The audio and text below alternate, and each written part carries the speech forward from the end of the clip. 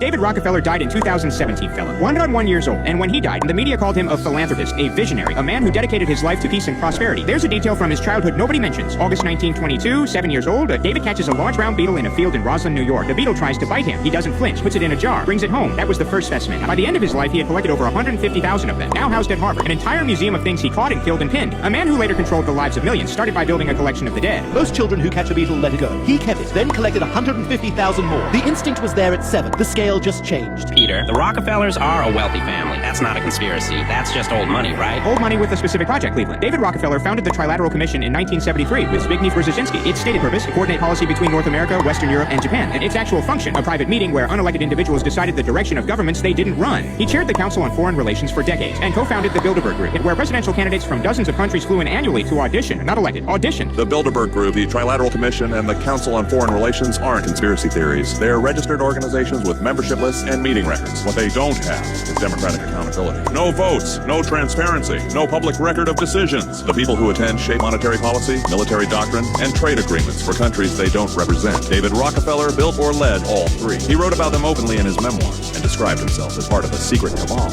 working against the best interests of the United States. His words. He wrote a confession in his own memoir and called it a memoir. The audacity of the transparency is genuinely impressive. But this is all documented in public. If it's that visible, why does nobody talk about it? Because the architecture was designed to survive scrutiny by being partially visible. Enough transparency to seem open. Enough opacity to protect the decision makers. The Bilderberg meetings are acknowledged, but what's discussed inside stays sealed. The funding connections are in the historical record, but never in the official story. That's not an accident. Hiding in plain sight is only a strategy if the sightlines are controlled. He controlled the sightlines. And the influence wasn't just political. What did the money actually fund? Let's start with the science, Cleveland. The Rockefeller Foundation was the primary funder of the Eugenics Record Office at Cold Spring Harbor until 1939. The Rockefeller family personally backed the American Eugenics Society. Indiana passed the first forced sterilization law in 1907. By 1927, the Supreme Court upheld forced sterilization in Bunkers Bell. Justice Oliver Wendell Holmes writing, 3 generations of imbeciles are enough. By the time the program ran its course, over 60,000 American citizens had been forcibly sterilized, disabled, poor, deemed unfit. The Rockefeller money funded the science that made it respected. The courts made it legal. Nobody was held accountable. The program didn't stay in academic favors. Indiana, California, North Carolina, Puerto Rico. Same logic, different populations, same funding network. By 1965, 1/3 of all Puerto Rican women had been sterilized. In some cases, without informed consent, told it was routine preventive surgery. The justifications were documented in writing. The documents are in the public record. Funded the science, backed the society, ran the program across 4 jurisdictions. And the headline said philanthropist. The gap between the record and the reputation is the whole story. And when someone actually spoke out, what happened to them? Cornelius D. Rhodes, Cleveland. Not a Rockefeller family member, just a doctor who worked for them. In 1932, he was employed by the Rockefeller Institute in Puerto Rico. He wrote a private letter in which he described Puerto Ricans in extreme terms, called them the dirtiest, laziest, most degenerate, and thievish race, and claimed he had personally killed 8 of his patients, and that he had deliberately injected cancer into others. The letter leaked and was published in Time magazine in 1932. When the scandal erupted, Rhodes claimed it was a joke written in anger and a fantastic parody. The official investigation by Puerto Rican authorities and the Rockefeller Institute accepted his explanation and fully cleared him. After the scandal, his career only improved. But during World War II, he headed the medical division of the U.S. Army's chemical weapons program. In 1945, he received the Legion of Merit, and in June 1949, his face was on the cover of Time magazine as a leading cancer fighter. He claimed in writing to have killed patients, called it a joke, got cleared, then got a medal and a magazine cover. I keep waiting for the part where the system self-corrects. And then, there's the question nobody asks loudly enough. Rookie, David Rockefeller lived to 101.